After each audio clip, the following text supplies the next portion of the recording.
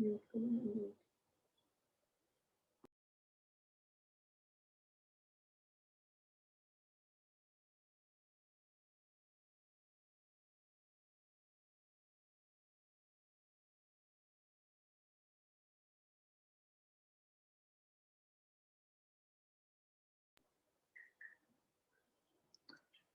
morning, everyone.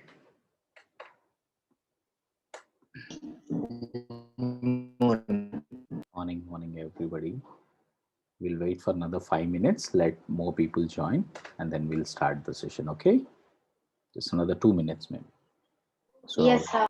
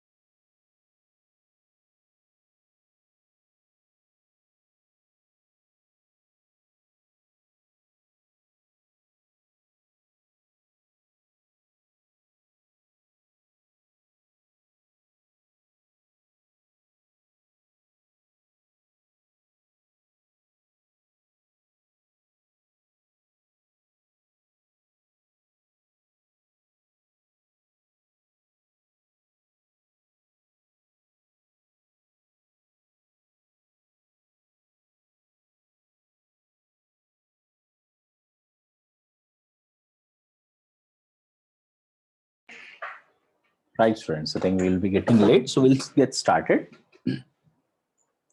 Let me introduce myself, everyone.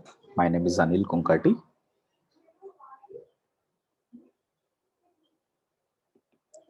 and I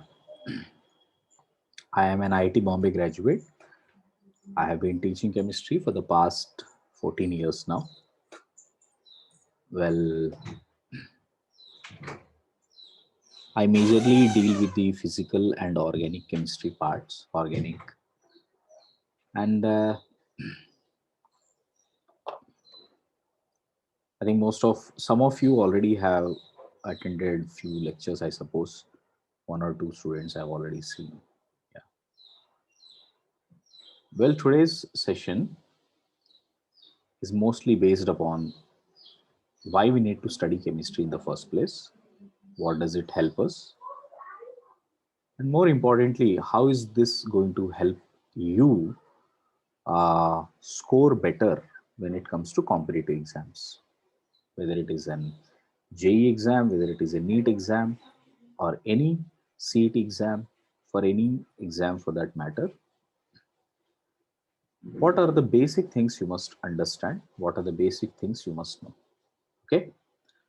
First and foremost question most of you ask, I think a lot of parents also have asked, a lot of students also have asked, how is NCRT syllabus different than Maharashtra Maharashtra State Board syllabus? State Board syllabus. And the answer is no difference. Correct? If you see NCRT booklets or State Board booklets, they are almost or 99% the line framing right from the first line to the last line is same. So there is no difference in the booklets. Keep this in mind first. So if you're studying a chapter in keeping mind of NCRT, that is as equivalent as that you are studying for boards as well. Okay, this is the first thing you must understand. And second thing is the flow of chapters. Flow of chapters. See, there is a certain flow of chapters. Like if you see in 10th standard, you might have a defined first chapter, second chapter, third chapter. And most of the time, teacher starts with first chapter, है ना? Unfortunately, here in physics, chemistry, maths, or bio, it is not necessary that we follow the exact pattern. It all depends upon how we need to make an introduction to the subject. For instance, if I want to make an introduction to chemistry, my strong feeling would be to first introduce you to atom. Okay, so I feel कि आपको atom के बारे में ज़्यादा पता होना चाहिए, तभी आप कोई भी उसके रिलेटेड एप्लीकेशन कर सकते हैं. तो that's why although in chemistry NCERT or Maharashtra State Board syllabus booklet, you would see the first chapter as some basics of chemistry. I would rather take structure of atom, which is the second chapter, first, because that gives more continuity with the first chapter. Okay? So it does not matter whether you start with second chapter or first chapter or fourth chapter. At the end of certain number of chapters, you should know the sequence of learning.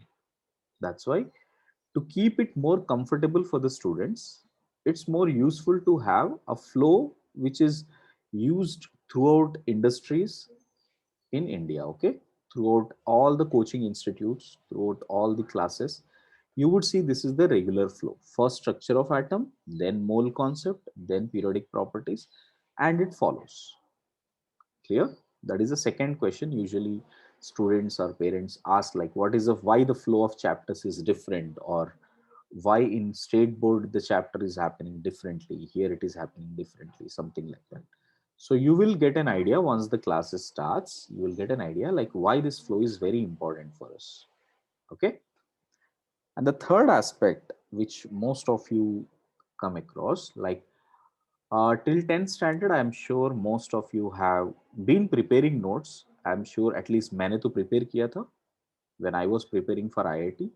I remember up to 10th standard, I used to prepare my class notes, but not in a very good fashion, except maths. Honestly, maths was my favorite subject. So I used to only do a lot of maths.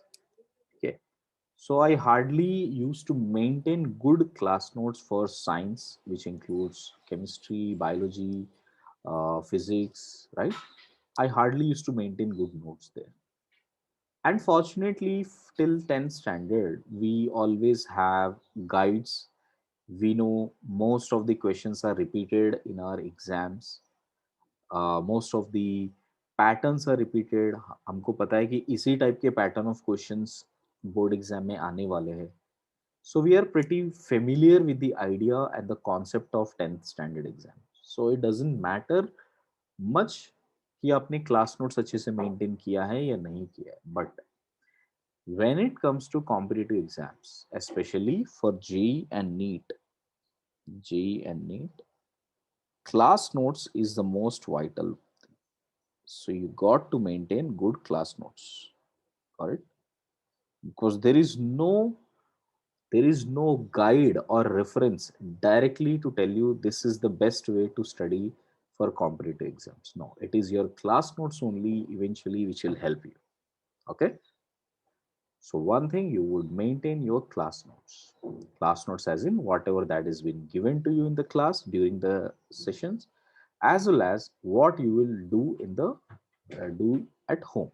Okay, whatever the assignments which I float with you, how you will do that. That's all comprises the class notes. Okay, keep these three things in mind, students. First, NCERT and Maharashtra board syllabus is exactly same as long as chemistry is concerned. Physics में differences है, ठीक है.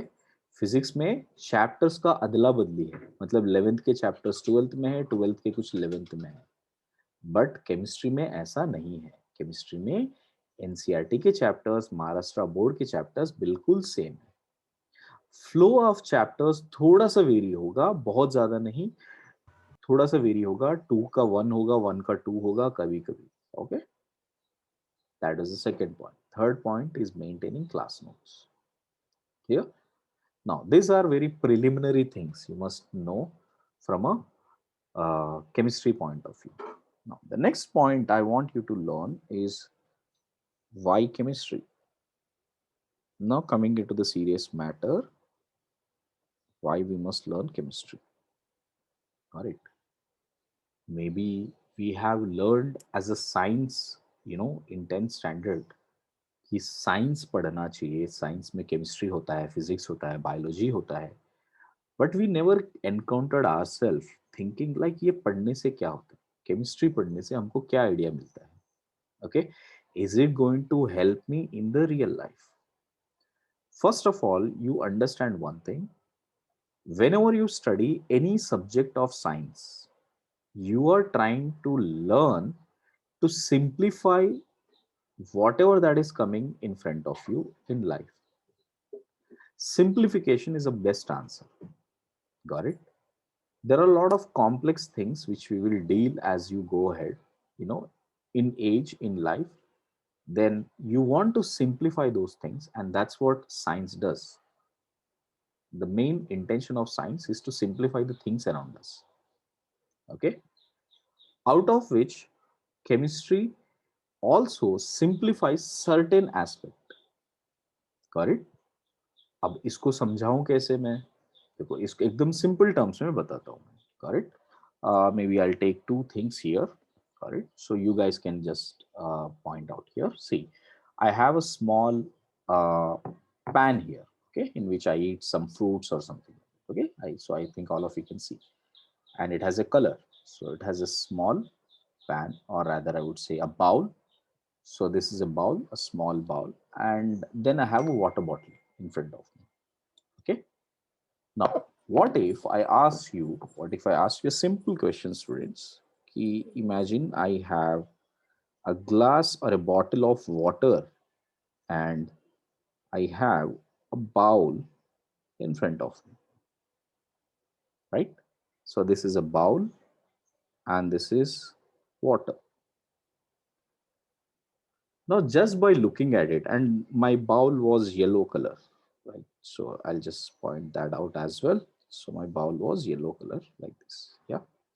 Now, just looking at these two students, can you tell me what are the main differences between them? Anybody? And this is very conversational class, so don't worry. You can always participate. You can talk to me constantly. Students, just tell me what are the differences you can identify between a glass of water and a bowl. Maybe the glass is filled with liquid and the Very bowl good. is empty. Perfect. One very simple difference we could find out is this is in liquid state, this is in solid state. Very good, beta. Anything else, everybody?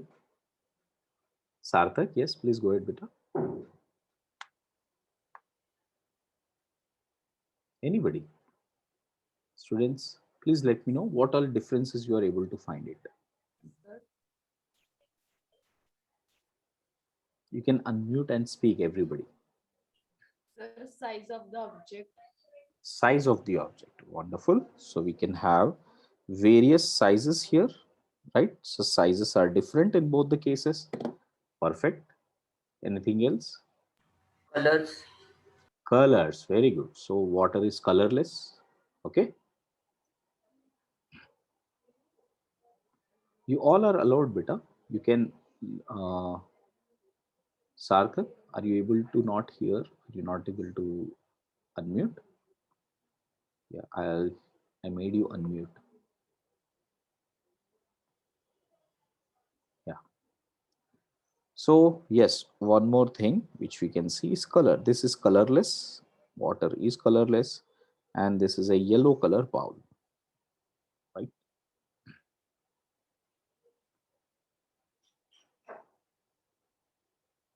Yes, Arya.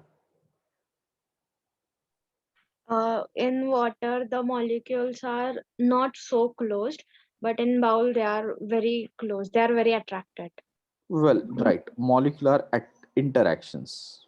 Right. Molecular interactions.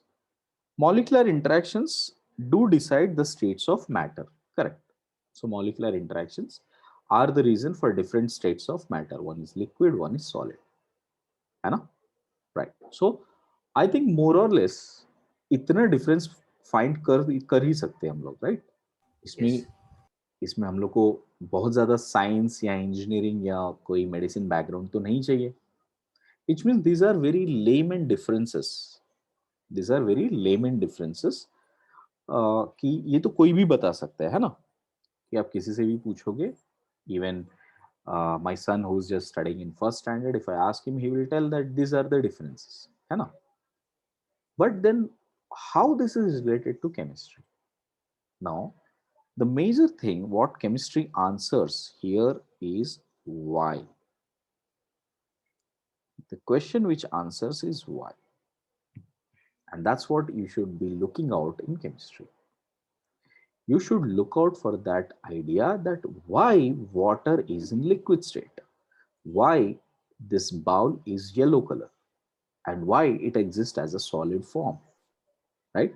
Why their colors are different, why they have different shapes. Got it? And this is where chemistry answers these questions. Got it? Why my t-shirt looks blue color? Got it? Why my pencil looks white color? Got it?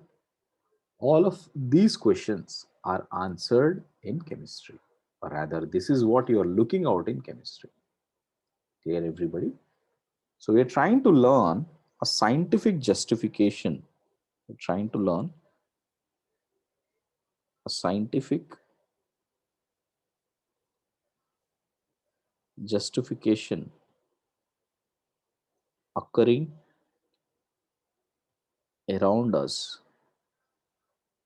in daily life.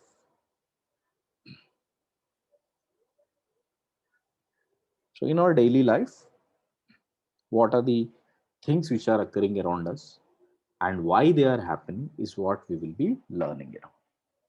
And amazingly, this 11th and 12th standard syllabus will give you at least 90% of those answers. Got it? आप 11 12 chemistry पढ़ने के बाद ये सारे आप scientifically answer करना आना चाहिए, and that's what you are expected to do. Correct? For instance, color. Okay, if you want to learn why there are different colors around us and how these colors are forming, that's when you will be introduced to a chapter called atomic structure. And once you learn this chapter, atomic structure, you get a crystal clarity that why there are different colors around us. Okay. A part of that, you will learn something called states of matter, which clearly mentions us why certain compounds are in liquids, why some certain compounds are in gaseous state, or why they are in solid state, and so on. And how do we calculate their respective parameters? Everything of that detailing will come here. Got it? A part of it, if you have seen, you guys have asked about different interactions. Other than this, material which it is being made up of, what material it is made up of, okay, and how these materials are different around us. Something we call it as metals, we call it as metalloids, some of them are non-metals. Again, we have a complete chapters based upon all of this. Metals, we have a separate chapter. Non-metals, learning about non-metals including gases, right? Plastic, glass, everything we will be learning scientifically. उसका formula क्या होगा, कैसे बनता है, कहाँ पे use होता है, उसका strength कितना है. All of these logics will be learned through these chapters. Clear, everybody? So I hope on a whole you got an idea like what we are going to learn in chemistry. Now, when it comes to 11th, 12th chemistry, it's basically divided into three parts. So, chemistry for 11th and 12th is basically divided into three parts. First being physical chemistry, next being organic chemistry, and the last being inorganic chemistry. Inorganic chemistry. Now, physical chemistry mainly deals with anything which we touch, which we feel, which we sense, correct? That includes thermodynamics, which includes heat, how the heat is influencing, how fast reactions are, whether the reactions are slow or fast, what is the speed of the reactions, got it? And what are the different states of matter. These are all the types of chapters we will be learning in physical chemistry. Next, when it comes to organic chemistry, you will be learning all about carbon and hydrogen chains, which means how carbon and hydrogen are linked right from the head of, right from the head to the toe of each and every one of us. 90% of our body is made up of organic compounds, may it be our hair, our skin, right, our tissues, our muscles, everything is made up of organic compounds where it has carbon and hydrogen chains. Okay, may it be this bowl, correct, the pen I'm using, the mobile which we are using, right, the paper which you're writing, everything is made up of organic compounds. So we ourselves are made up of organic compounds and surrounded by majorly organic substances. There are millions of organic compounds, millions of organic compounds, and out of which we will learn how to identify and differentiate these millions of organic compounds. That is how to differentiate. To some extent, you got an introduction to organic compounds during schooling, if you recall. Alkanes, alkenes, alkynes, ऐसे पढ़ा है ना सबने? Yes. So we have already got an introduction to that, right? So you will be learning a lot more details about these organic compounds, how they are prepared, and amazingly, this has very good logic. It's like once you get to know the formula, like how the organic compounds are made, you yourself can synthesize. Okay, and we have been synthesizing organic compounds daily, on such a massive scale, isn't it or not? So we are surrounded by a lot of synthetic goods around us which are completely made up of organic compounds. And finally, we will be studying about inorganic compounds, where we will be learning about all the elements and their molecules. What are all the elements which are present around us? Okay, like H2SO4, sulfuric acid, HCl, hydrochloric acid, NaCl, salt, common salt. All of these compounds are made up of different elements. May it be hydrogen, oxygen, sulfur, sodium, potassium, rubidium, phosphorus. There are so many elements. And the entire information of these elements, how they work, right? What kind of a molecules they form, what are their properties. This is what is the gist of inorganic chemistry. So I hope all of you got an idea about what we are going to be learning in this sessions. Now, coming to the basics, because we'll be more sticking towards the basic knowledge here. Like I said, one thing out of all of these, parts of chemistry, there is one thing which is very common, and that is atom. Atom is the basic building block of this various natures of chemistry. Got it? So we must understand what exactly is atom and how that is related in all of these cases. Some of you got already have an idea that how an atom is formed, or rather what exactly is an atom, what it comprises of, right? थोड़ा बहुत idea है ना, थोड़ा बहुत तो हमने पढ़ा है स्कूल में. How much you know, let me expect this from you, that whenever we think about atom, the first thing that comes that it is spherical. है ना? This is the first logic we come in our mind, that atom means it must be spherical. Next, atom will have a nucleus. There will be something at the center, correct?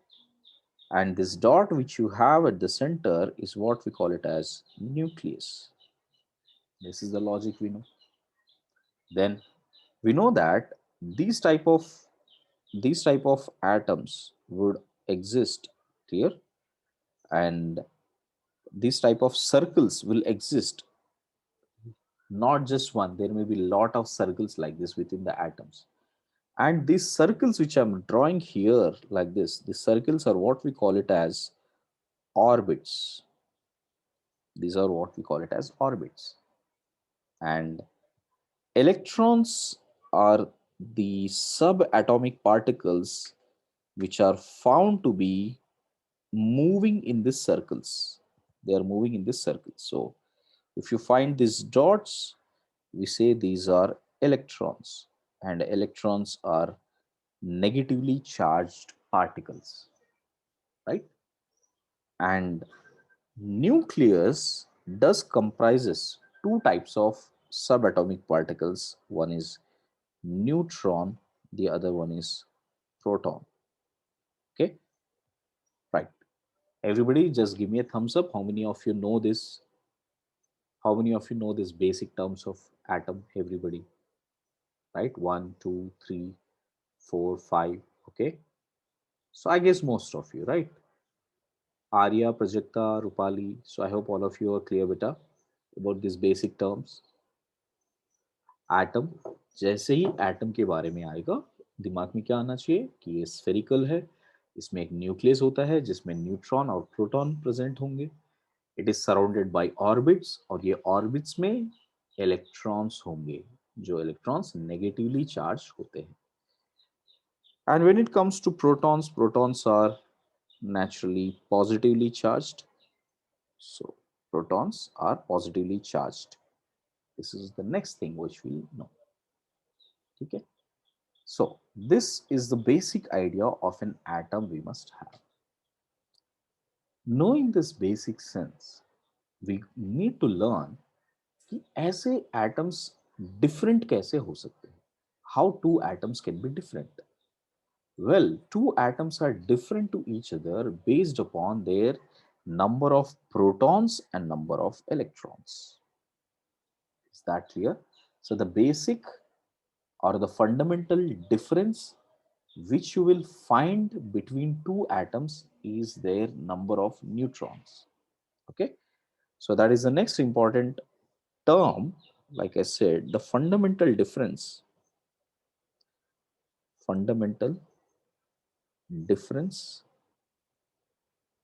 between two atoms is number of protons they have.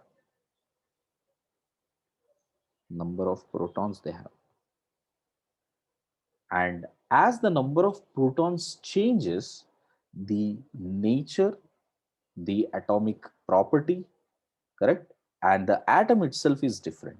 And we have identified almost like 118 such atoms so far. Okay, in the history of 600 years of chemistry, 118 elements were so far discovered, or some of them were made. Here, everyone. Now, Yes, if you sir. see right from the element first, when I'll do one thing, I'll write it here. Number of protons from now onwards, I'll represent this as Z. Z or Z is a usual representation of number of protons.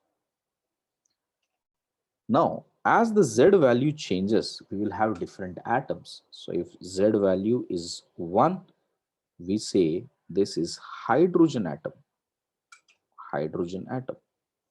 and we represent that as H. And if Z value is 2, we call it as helium. We represent that particular atom as He. Right, everybody? So I think you know certain number of atoms and certain number of the how many number of protons does that have.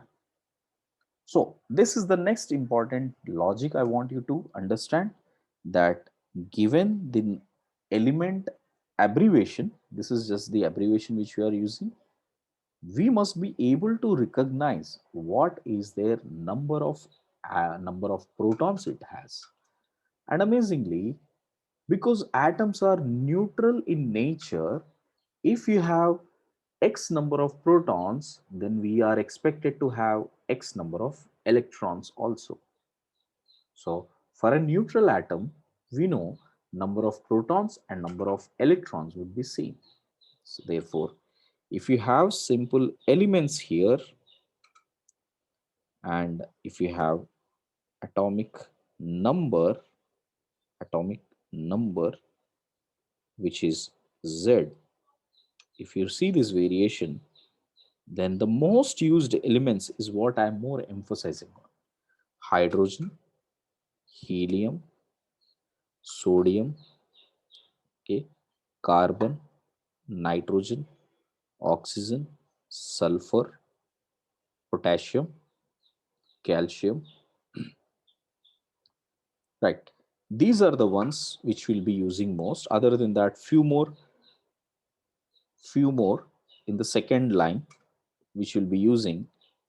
More of these elements are chlorine, bromine, fluorine, okay, and beryllium, lithium, magnesium, right, right, something like iron, cobalt, chromium, and copper, and more.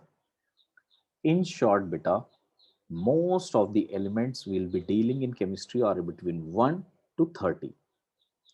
Atomic number 1 से लेकर 30 तक सबसे ज्यादा use करेंगे हम लोग. Okay, now if you see the atomic number: hydrogen 1, helium 2, sodium 11, carbon 6, nitrogen 7, oxygen 8, sulfur 16, potassium 19, calcium 20, this is 17. 17, when you have no idea about bromine, just add 18 to that, you will get what is the next element. So if you add 18, that will become 35. This is 9, atomic number 9. Beryllium is 4, lithium is 3, magnesium is 12, iron 26, 27, 24. So these are few elements which will be very commonly used. And इन्हीं से बहुत सारे compounds बनते हैं, बहुत सारे compounds बनते हैं. HCl hydrochloric acid, FeO iron oxide, right, magnesium oxide MgO, CO2 carbon dioxide, N2O5 nitrogen pentoxide, SO3 sulfur trioxide. Lot of compounds are made within the framework of these elements. Here everyone. Now, like I said, Yes. the number of protons we have is the same number of electrons we have as well. I think ये logic भी सबको clear है ना?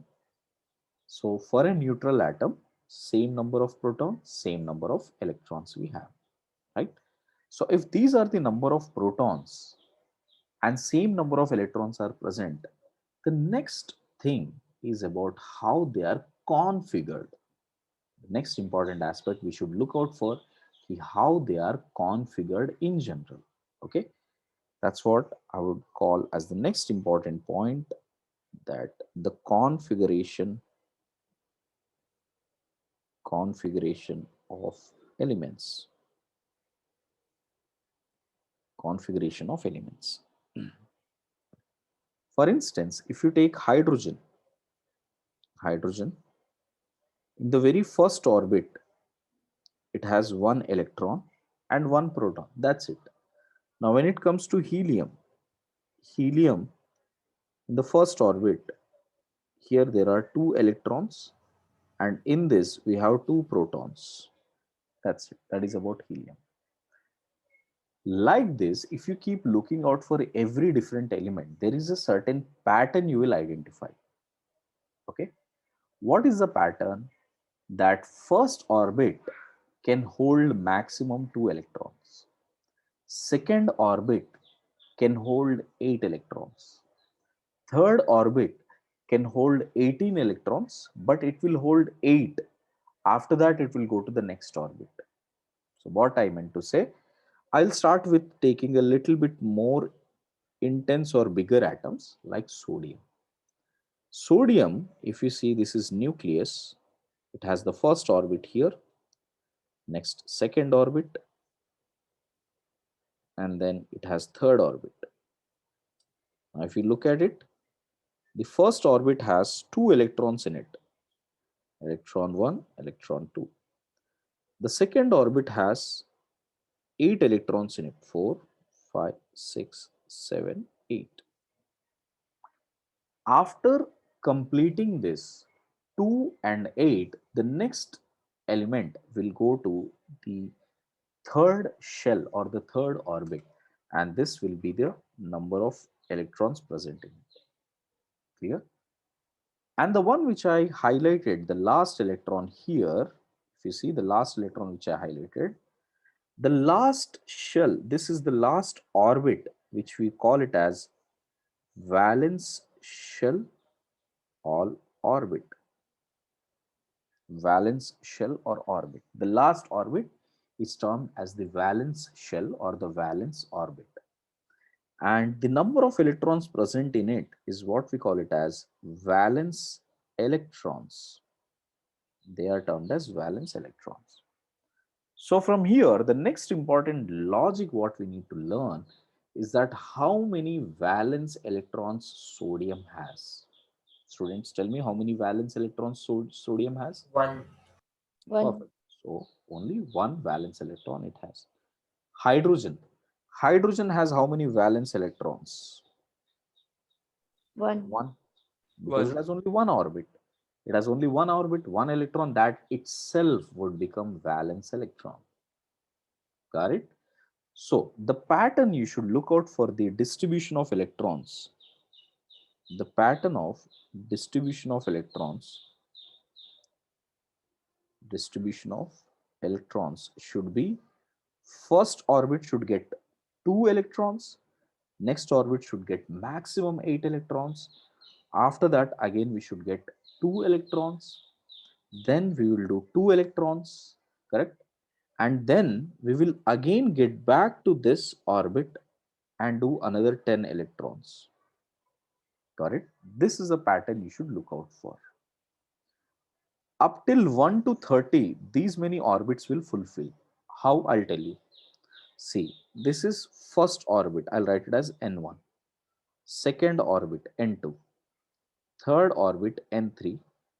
Fourth orbit N4. And this again N3.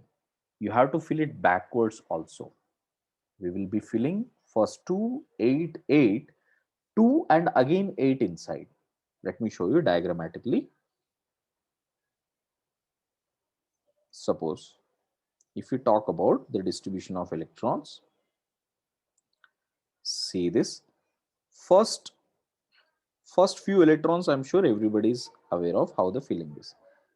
So you can see this here now. First 2 electrons fill kar diya maine. These are 2 electrons. Everybody clear on that? Next, these are the next 8 electrons. I think all of you can see these are the next 8 electrons. After that, again I'll be filling 8 more electrons. So 1, 2, 3, 4, 5, 6, 7, 8. Right? Maybe I'll give a better distribution. 1, 2, 3, 4, 5, 6, 7, 8. 8 electrons are done. After that, you will fill only 2 electrons in this, and you will get back to the third shell and fill 10 electrons. Okay, so 1, 2, 3, 4, 5, 6, 7, 8, 9, 10. You'll be filling this many number of electrons. So I hope all of you got the pattern. Let me show you once again. See this carefully. These are first 2 electrons, students. First 2 electrons. Next, 8 electrons. 2 के बाद 8 electrons. After that, another 8 electrons. After that, another 8 electrons. So which includes 1, 2, 3, 4, 5, 6, 7, 8. Right? So these are the 8 electrons which I had to fill in the third shell. Sorry, red ones. 1, 2, 3, 4, 5, 6, 7, 8. So these are the 8 electrons which I have filled. Then I will go to the last shell, fill these 2 electrons. And afterwards, I would come back and fill these 10 electrons. 1, 2, 3, 4, 5, 6, 7, 8, 9, 10. Now, if you count the total number of electrons, you will see it will be 30. Right, everybody? See, first orbit has 2 electrons. Let me write down that here. So first orbit had 2 electrons. Second orbit has 8 electrons. Third orbit has 18 electrons. Last orbit has 2 electrons. Right? So you can see there are total 30 electrons. So which includes hydrogen to zinc. First element is hydrogen and up to zinc. This is how the distribution takes place. If you can just understand this pattern, it becomes so easy to find valence electrons for any unknown element between 1 to 30. Let me show you with an example. Suppose, let us say I want to know what are the valence electrons present in sulfur. I want to know how many valence electrons are present in sulfur. So what would I do?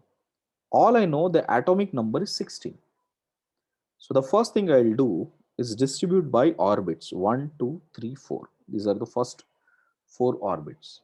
And how do I fill it, students? First, I will fill 2 electrons here. Next, I'll fill 8 electrons here.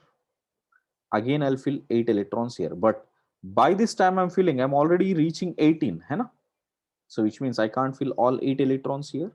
So first I'll fill 2 electrons. Then I'll fill 8 electrons here. And after that, the remaining electrons, how much are remaining? 6. So these are the electrons which I'll fill in the respective orbits. Now, if at all I write it, I can say that the first orbit has 2 electrons, then we have 8 electrons, then we have 6 electrons. Right, students? Now you can see the last shell. So if this is the nucleus of sulfur, and let's say this is the first orbit, this is the second orbit,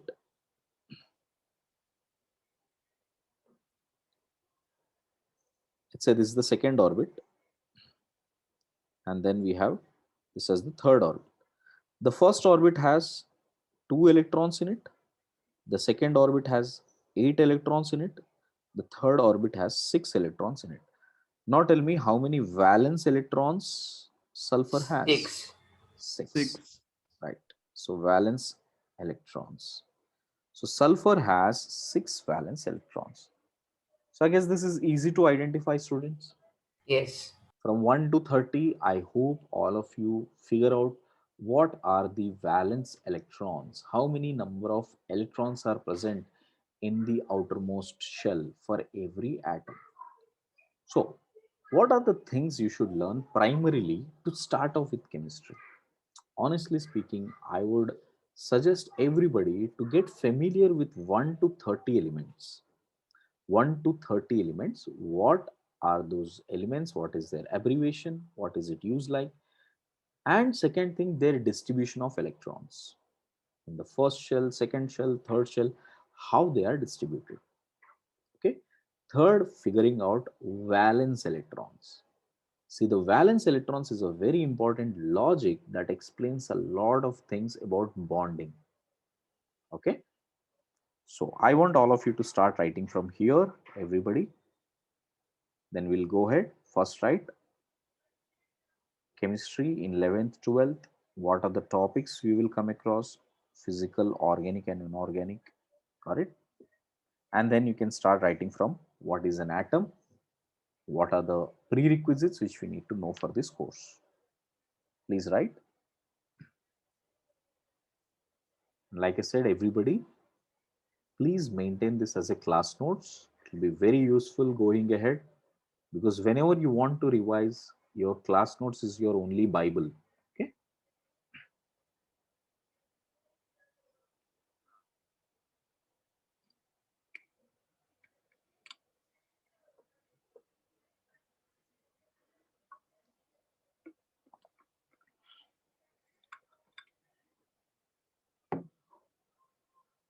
Here I have written RxN, which means reactions. RxNS, reactions. Anything which you touch, feel, or sense.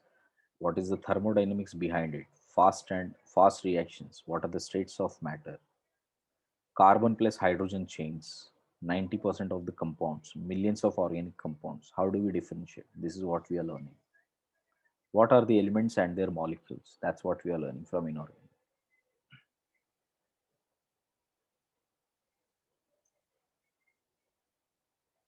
Next, give the introduction as atom. And what is that we need to know about an atom? That it is spherical in nature, it has nucleus, it has orbits. Within those, we have neutrons, protons, and electrons. And how would they look like?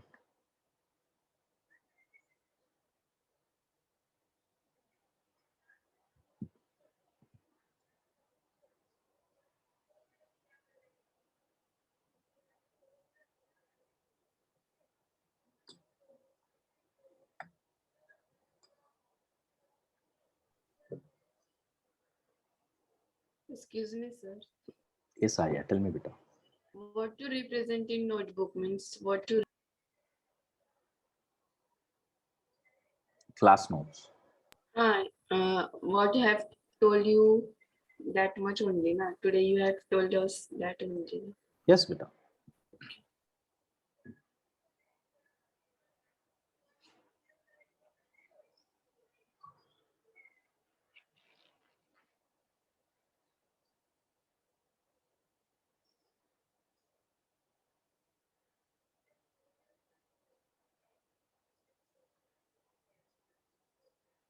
And one more request, students, please do not buy any books, anything, that will allure you or some friend has recommended you. Okay. And do not try to go and buy everything on Amazon or anywhere. Okay. When the right moment comes, when the right books to be suggested, I will suggest you personally.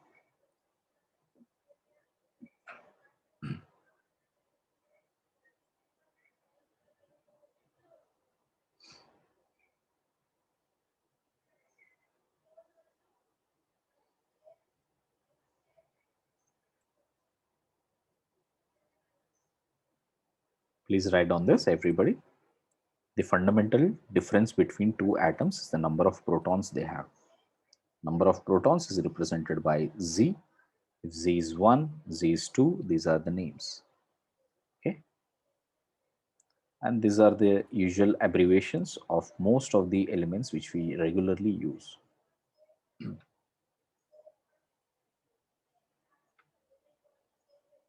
See, here bromine is the only exception which is above 30. But otherwise, most of the ones which we commonly use are 1 to 30 only.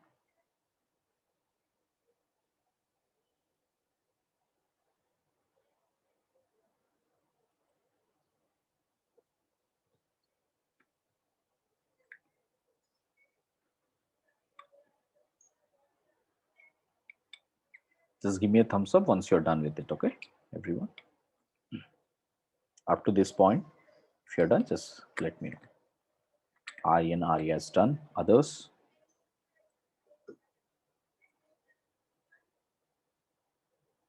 Perfect. So if you're done with that, write the configuration of elements.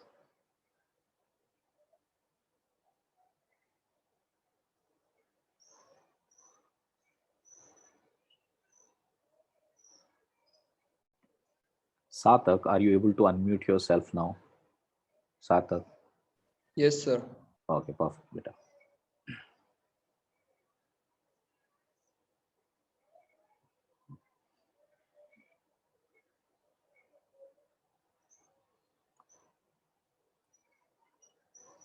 Write down the configuration of various elements and Suggest and make yourself comfortable with the terminology. What is valence electrons?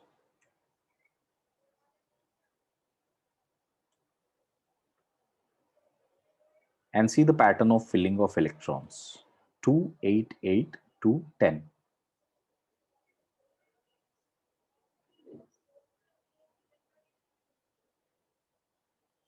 There might be a lot of questions wondering in your mind, sir, why only this pattern? Why not some other pattern?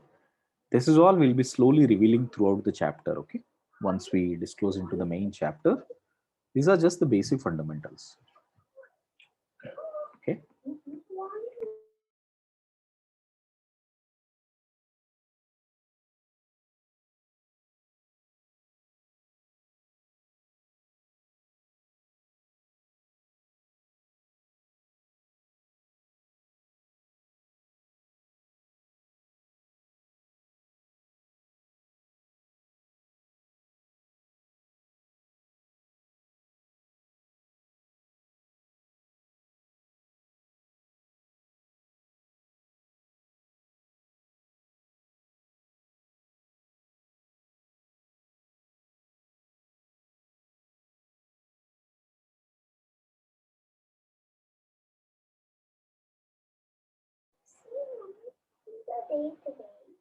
Finished, everyone?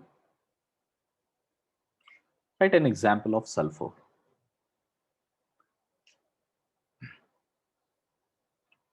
Are we all done with that?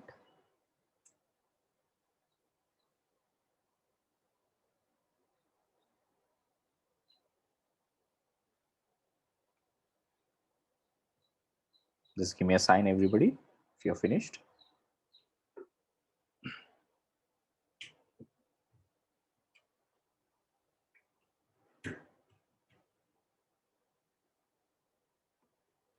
Right.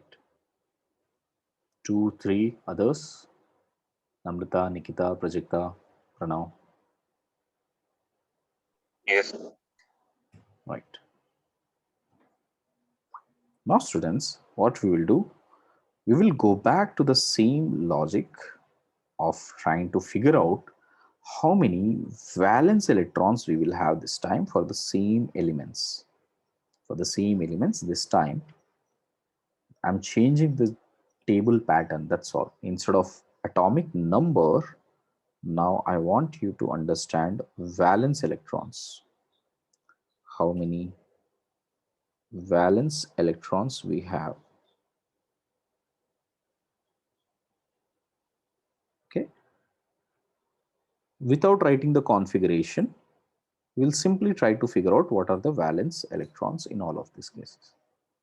So if you check out the valence electrons in all of this, hydrogen has 1 valence electron, helium has 2, sodium has 1, carbon has 4, nitrogen 5, oxygen 6, sulfur 6, potassium 1, calcium 2, chlorine 1, bromine 1, fluorine 1, beryllium 2, lithium 1, magnesium 2, iron, cobalt, chromium. This would have variable valencies or valence electrons. Sorry, not valence electrons, variable valencies. Now here the valence electrons represents both the electrons which you have added here. See the pattern? You have added some electrons here, 2, and then you get back to 3 again, right? See, because after adding 2, you're going back to 3 again. So we have to include both of them, which makes it 8, 9, and 7. Correct? Sorry, 6. 8, 9, and 6 valence electrons. I will now introduce to one more terminology, students, and that term is called valency. Valency. Valency is the combining capacity of these elements, which means when they combine with another elements, how many electrons would they involve? For example, if hydrogen combines with chlorine, it will involve 1 electron in bonding. So we say the valency of hydrogen is 1. Clear? Similarly, if you take sodium and if it combines with chlorine or bromine or fluorine, it will include or involve one electron for bonding. So that's where we say the valency of sodium is 1. So the valency implies how many electrons you are making into an involvement of a bond. Right, students? So what you'll observe that hydrogen has 1, helium 0, because helium's valence is 0 since it does not participate in any kind of chemical bonding. Okay, sodium is 1, carbon is 4, nitrogen is 3, oxygen 2, sulfur 2, sulfur 2 and 6. Sometimes sulfur involves 6 also, sometimes sulfur involves 2 also. Potassium 1, calcium 2, chlorine 1, bromine 1, fluorine 1, beryllium 2, lithium 1, magnesium 2. Iron, they would have variable valences 2 and 3, cobalt 2 on cobalt also 2 and 3, chromium 3 and 6. Now, sir, how do we remember all of this? Well, you don't have to remember it right away. You don't have to remember all of this, especially when it comes to iron, cobalt, nickel, scandium, copper. All of this you will slowly learn it. But for the first 20 elements, that is hydrogen till calcium, for the first 20 elements, hydrogen till calcium, try to figure out how many valence electrons, what is the valency of each and every element. Again, let me repeat, from hydrogen till calcium, that is 1 to 20 elements, try to figure out what is the valency, how many electrons they can involve. And that's really going to help you understand the compounds. Okay. Have you all clear on this point, everybody? Yes. Right. So I want all of you to write this valencies and valence electrons of these elements.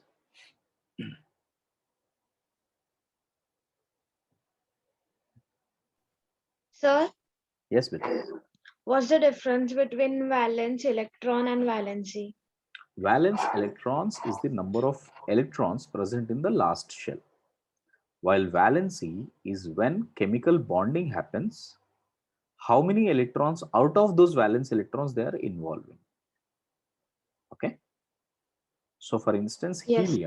helium does not involve any of its electrons in bonding. So that's why helium is inert. It does not make any reactions at all. Okay. On the contrary, if you see sulfur, there are certain molecules where sulfur will involve only 2 electrons. And then there are some compounds of sulfur where it involves 6 electrons. Okay. Yes.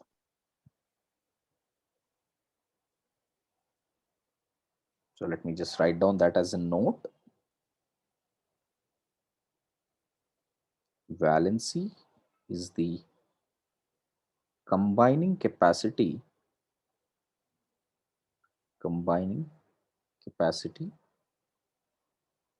of elements, when they undergo bond formation.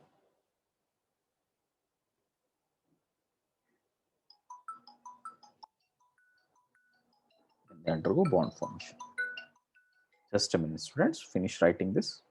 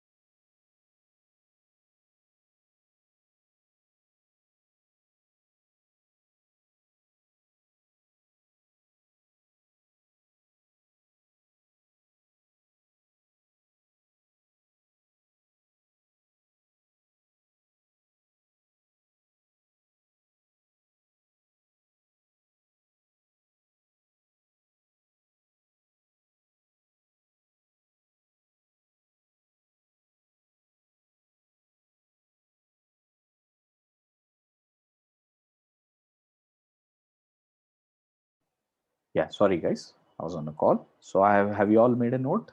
Arya, yes, beta, tell me. Sir, can you move the screen downwards? Yeah. Yes, could you see that now? Yes, thank you. Yeah.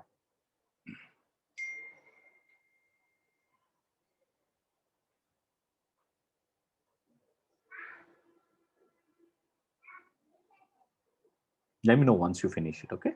Then we'll go ahead.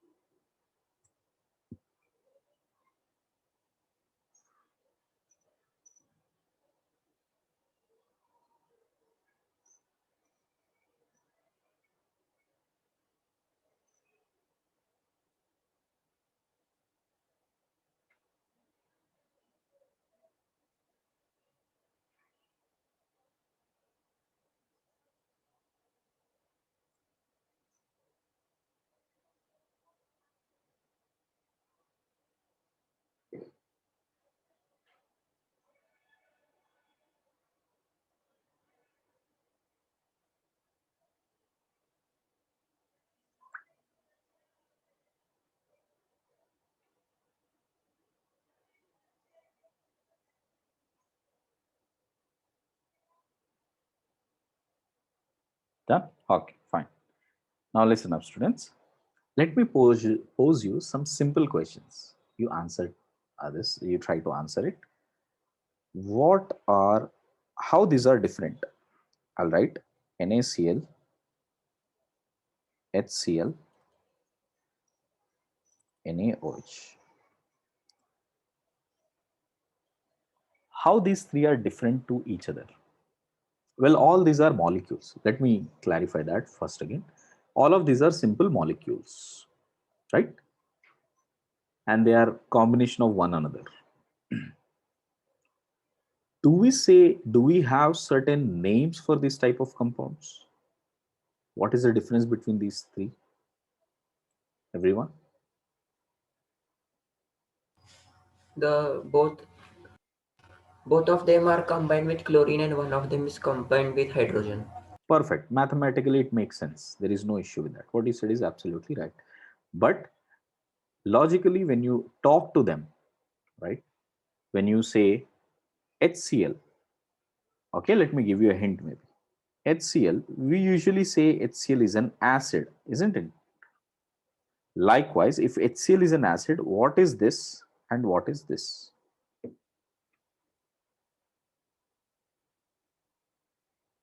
If some compound is termed into a group called acids, then what is this group called? Or what is this group called? I'm sure you have heard about acids, bases, and salts, right, Yes. everyone? So, isn't it something like if I call this as an acid, this is exactly salt and this is base? Got it? So, now I'm going to introduce you to a very, very important difference between molecules, and that is acids, bases, and salts. Clear, everybody? It is acids, bases, and salts. Okay. So, when we talk about a compound, like HCl, H2SO4, HNO3, HClO4, all of these are acids, which means there is some familiarity, some similarity within them, right? Now, let me introduce you what is those.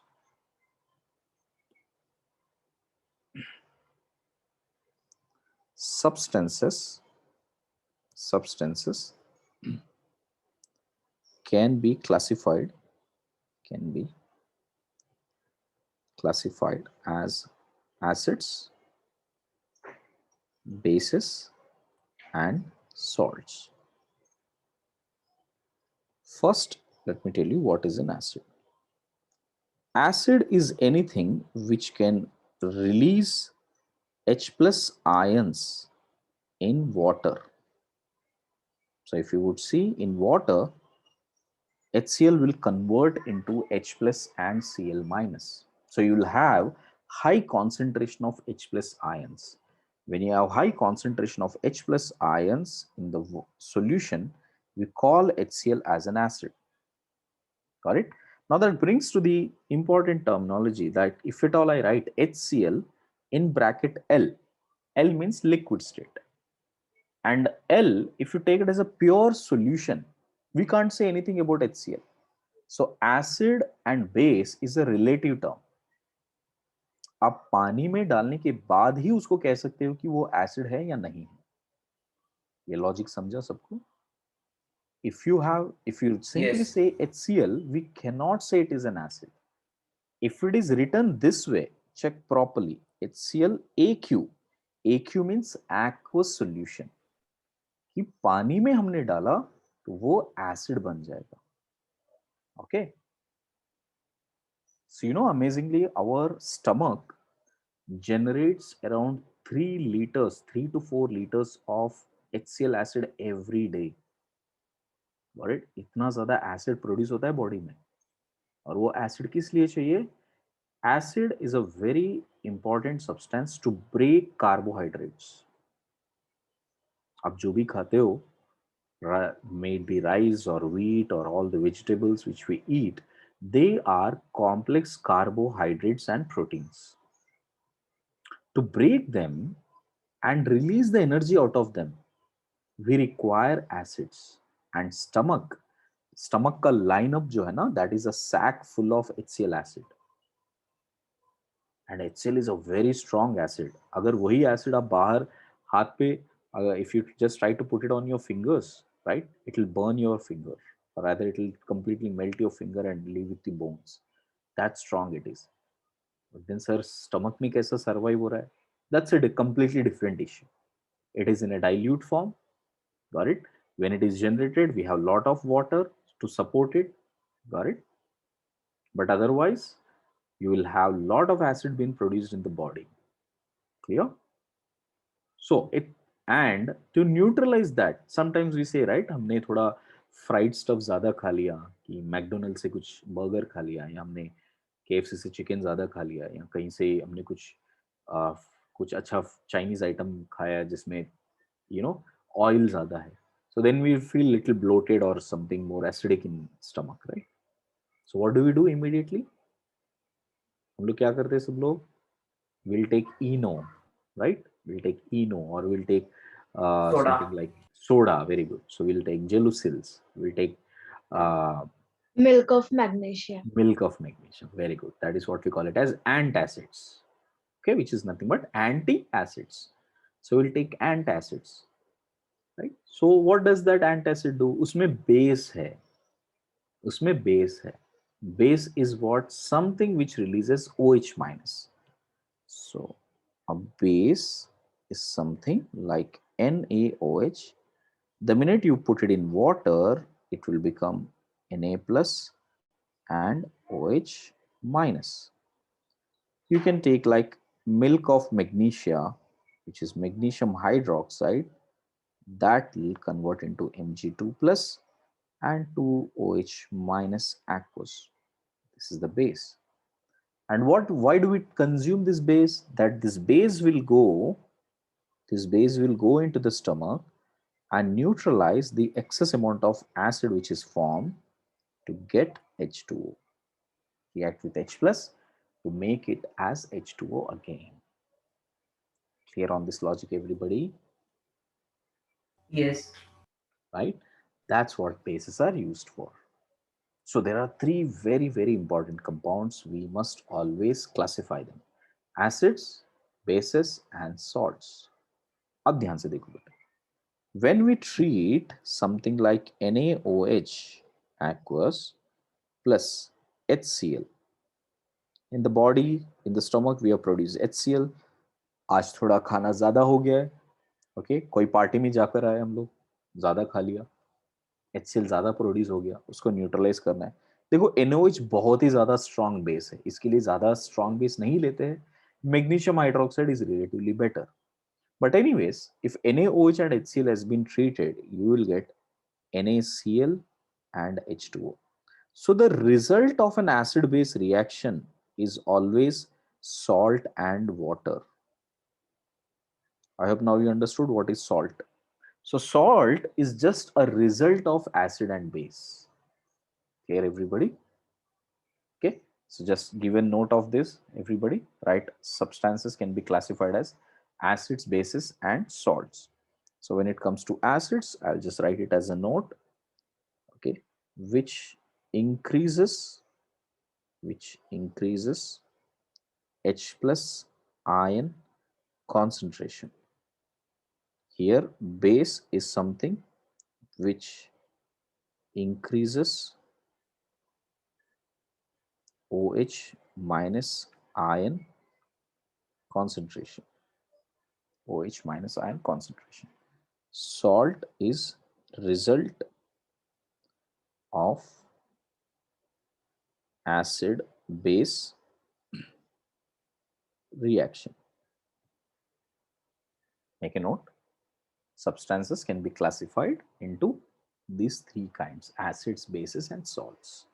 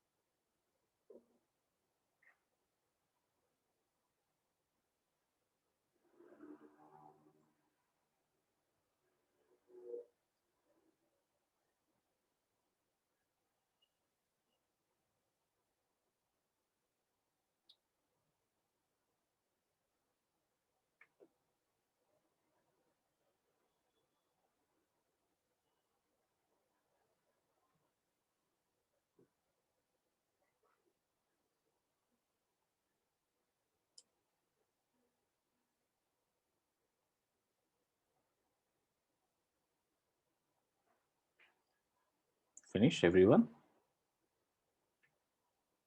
Yes, sir.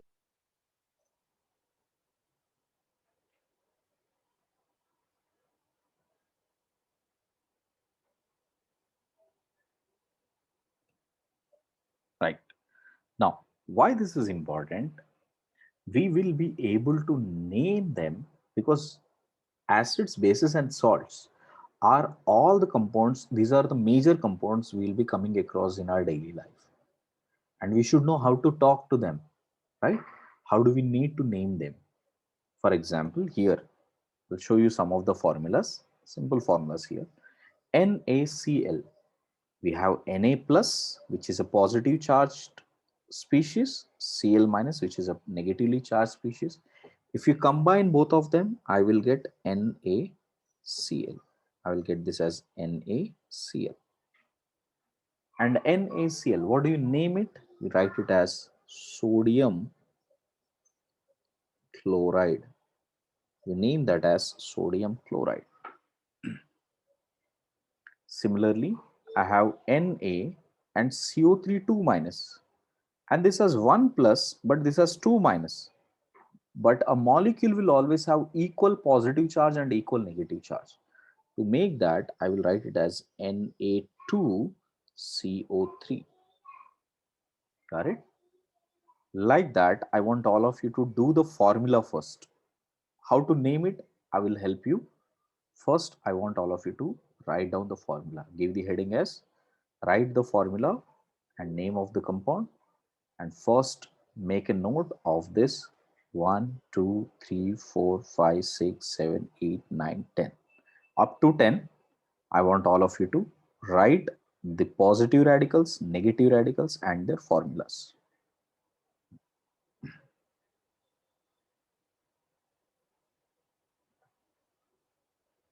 So the second formula, I hope all of you are clear with that, Na2CO3.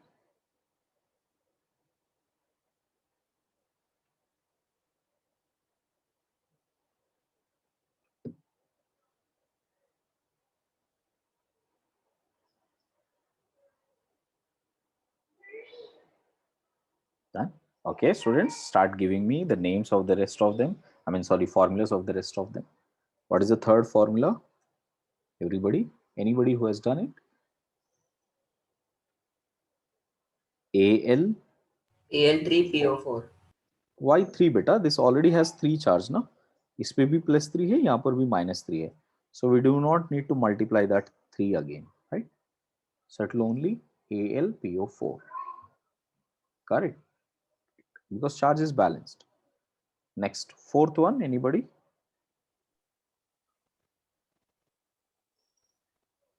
Yes, Arthur. Abha, Aryan, Akruti. Zn2 bracket PO4 bracket close 3. 3 or 2 here. 2 here and 3 here. Right? Because Yes, sir. when you split into zinc, we should have Zn plus 2 PO4 3 minus. So that now you see the total charge 2 and 3, 3 and 2. So here also it will become +6, here also it will become -6. Done, everybody? That's how you need to write it. Okay. Next one, students. Fifth one.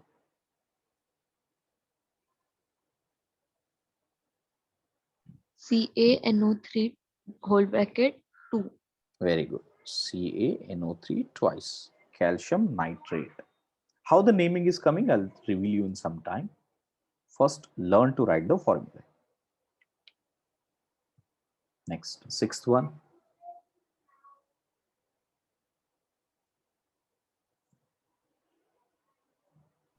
Al2 Very good. Al2 CO3. CO3 Thrice. thrice. Very good. Al2 CO3 thrice. If anybody has facing any issue, they can ask me. Okay. Next, seventh one.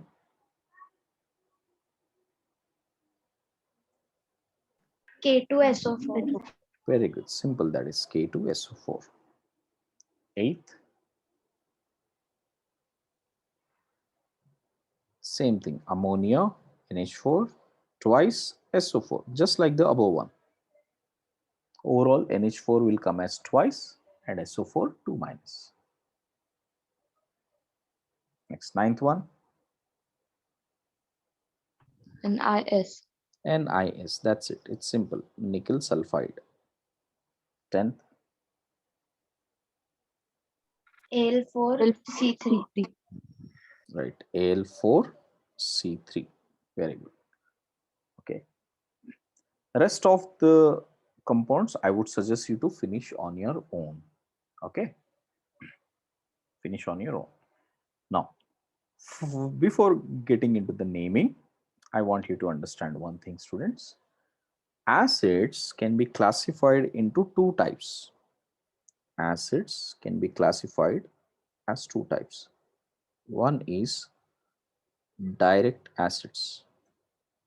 The second one is indirect acids.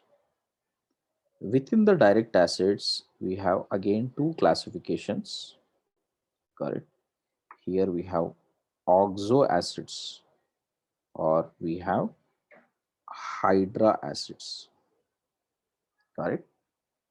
Indirect acids we would rarely see. Only one example, that is boric acid. This is boric acid, which is indirect acid. Otherwise, all the rest of the acids are direct acids. Hydra acids means where hydrogen is directly connected with the element, like HCl, HBr, HI, H2S. This is H2S. Hydrogen is directly connected to sulfur. Such type of acids are called hydra acids. One more acid which is very familiar is hydrogen cyanide, HCN. These are hydra acids. Next we have oxy acids or oxo acids. Oxo acids are those where hydrogen is connected via oxygen. For example, H2SO4, H3PO4, HNO3, HClO4. These are all oxy acids. Here, how does the oxy acid different? Let me show you with H2SO4 as an example. If you check out H2SO4, we have sulfur, double bond O, double bond O, O and H, O and H. So you could see that hydrogen is not directly connected to sulfur. It is connected via oxygen. So anything which is connected via oxygen, they are called oxy acids, and which are directly connected, they are called hydra acids. Now students, hydra acids will always have their end name, that is suffix name. How do we end? The name should be always "ide." Okay, sorry, ic, ic acid. They're all ic acids. Like for example, if you see HCl, what is the name we will give? Hydrochloric acid, hydrobromic acid, hydroiodic acid, hydrogen sulfic acid, hydrogen cyanic acid, like that. This is how we will end up with ic. Now within oxy acids, we have different names. We have different names here. So there are few names which end with ic, which are or there are few names which end with us. Okay, it all depends upon which element what acids are forming. For instance, if you take nitrogen, nitrogen mainly has two acids, HNO2 and HNO3. The one which has less number of acids, right, that will always end with us acid. This is us acid and this is ic acid. So if you see the name for this, this is nitrous acid and this is nitric acid. Nitric acid. Similarly, when it comes to sulfur, we have two acids, H2SO3 and H2SO4. Here we will write it as sulfurous acid, and here we will write this as sulfuric acid, or sulfur plus ic acid, that is sulfuric acid. When it comes to phosphorus, it has three acids, H3PO2, H3PO3 and H3PO4.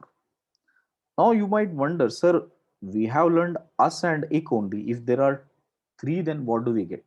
If we have three, the least oxygen carrying group will be termed as hypo plus phosphor plus us. So you can see there is a word hypo also comes in the prefix, which means initial name is always called as prefix, the end name is always called as suffix. So prefix will come with hypo, and the middle one will just be phosphorus, phosphor plus us, and the last one is ic, phosphor plus ic. So that will be phosphoric acid.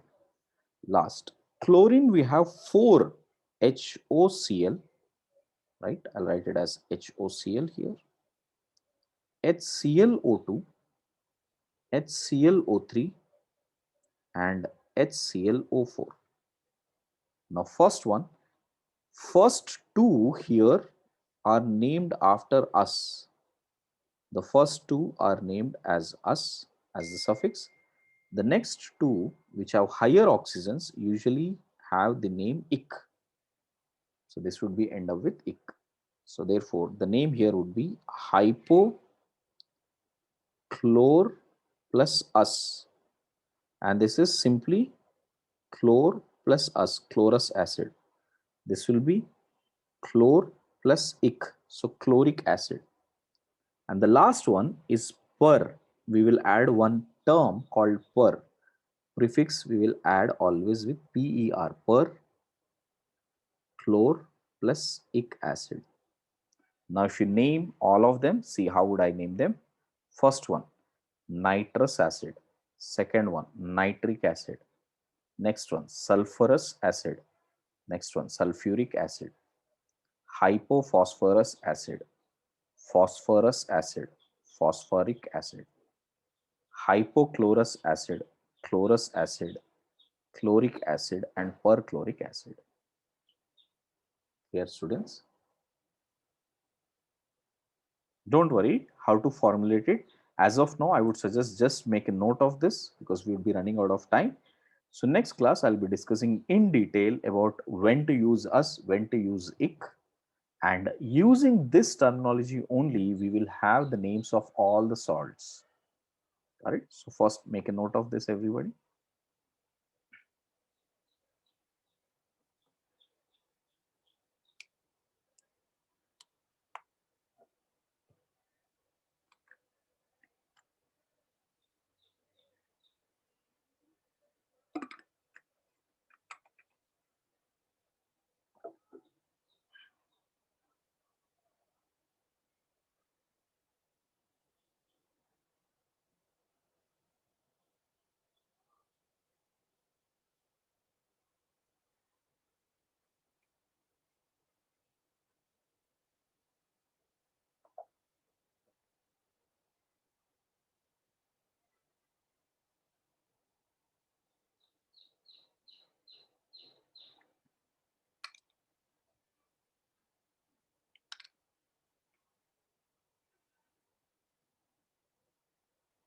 Sardak, don't worry, beta.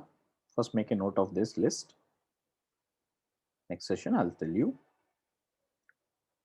how these names would come. Okay, sir.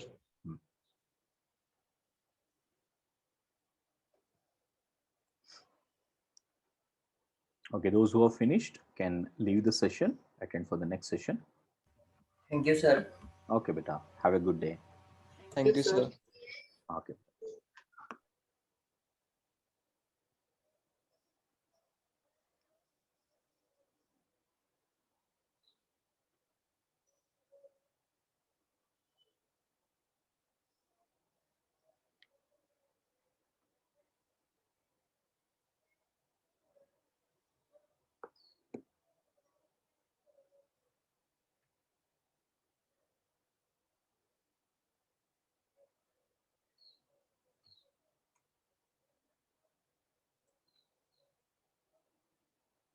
Finish, Pranav, Akriti.